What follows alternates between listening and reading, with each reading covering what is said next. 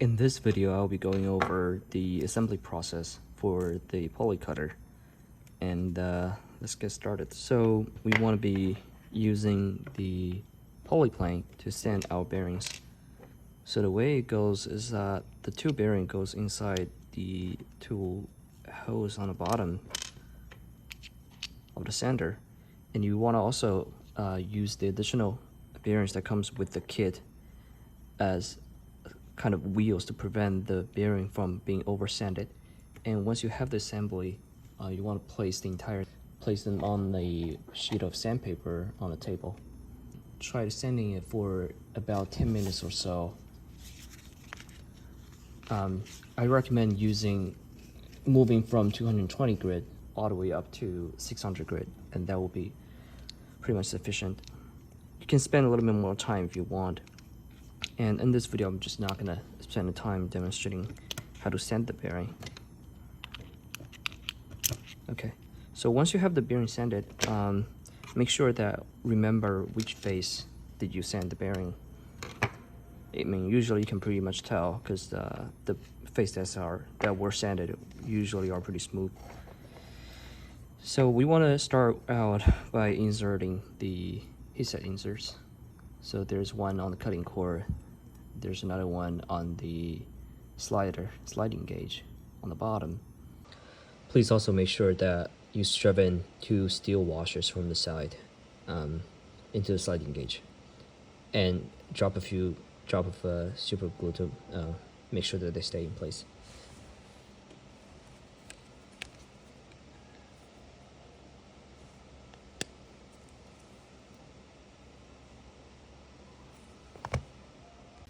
There is also another headset insert on the bottom of the body, and there's no headset inserts on the tool holder. Now let's put everything together. See how there's a notch? You want to match the notch from the sliding gauge to the body, like this. And there's also a corresponding notch as well on the cutter.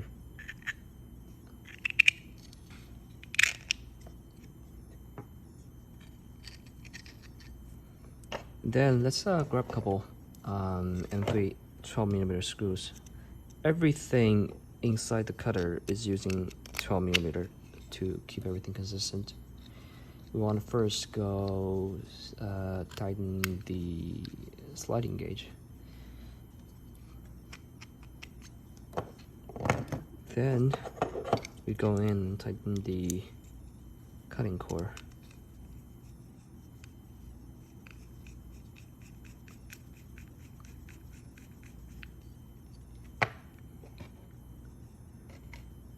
Then we install the two bearings. We want to install the right one first, because that's the one that goes on lower than the other.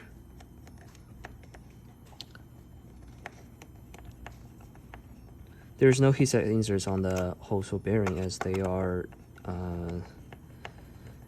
self-tapping using machine screws.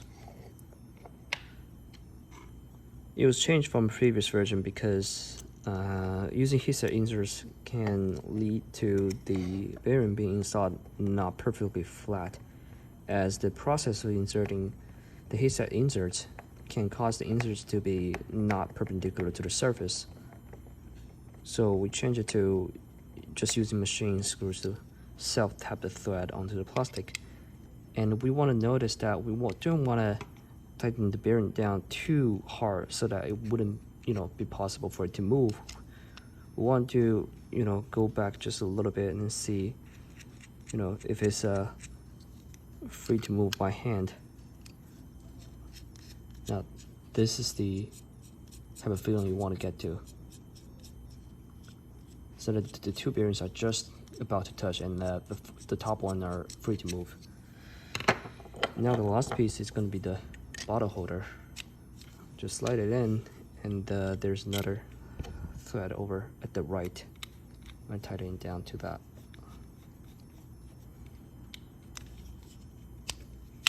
Now that's the whole assembly. Now let's grab a 300mm rod and then assemble the bottle cap. You want to push it all the way down and then tighten it down with the cap.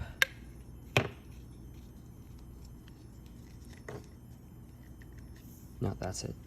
I'll be trying to demonstrate how to cut the bottle.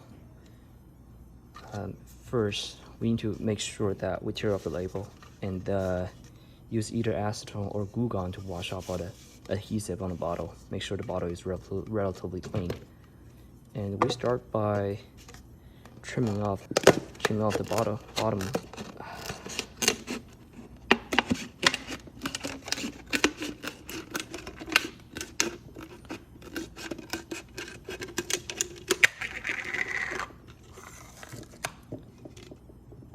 And then we need to cut a small strip of ribbon going this way, counterclockwise to the bottom surface.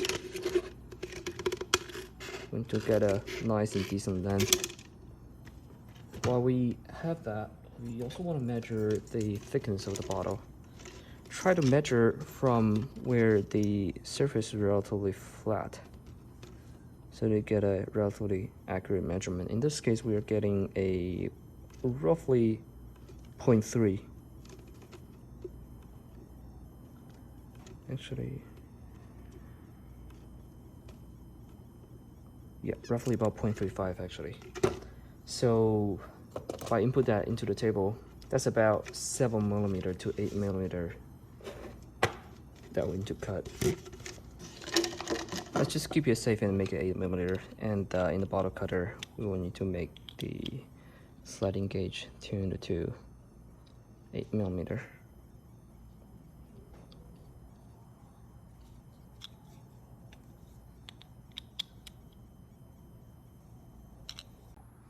Now that is done, we're going to shove the bottle into the bottle cutter and have a small strip as a guide to get it started.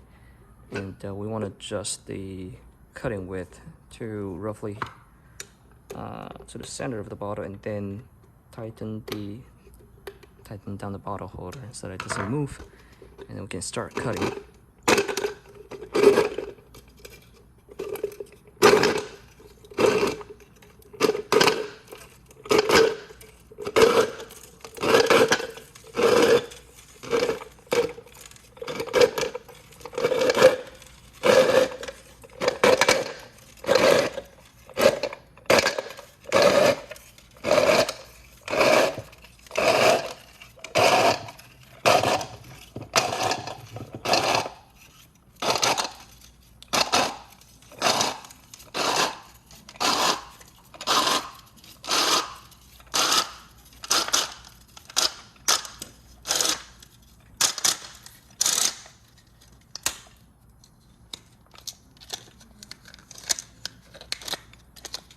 You can see that the bottle cutter was struggling a little bit because in this demo unit that I didn't actually sand the bearing.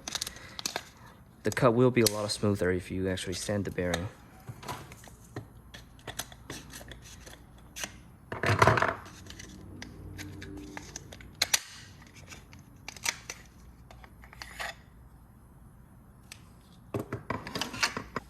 Since I just cut the 2-liter smart water bottle, I have some opportunity to talk about how to use the ribbon cartridge. First, you want to insert the key to the ribbon cartridge, and 1 rotation of the key equals to 5 rotation on the output side. That way it speeds up the ribbon tightening process. And we're gonna start with inserting the ribbon to the slot in the center, like this, and then we close the lid. And you want to start winding up the ribbon to its natural tendency of folding itself up.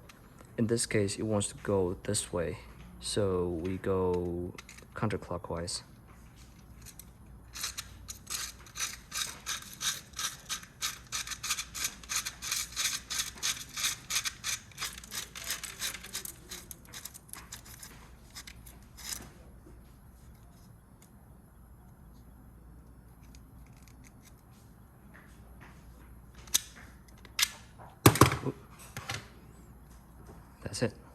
Now you can feed this into the polyformer.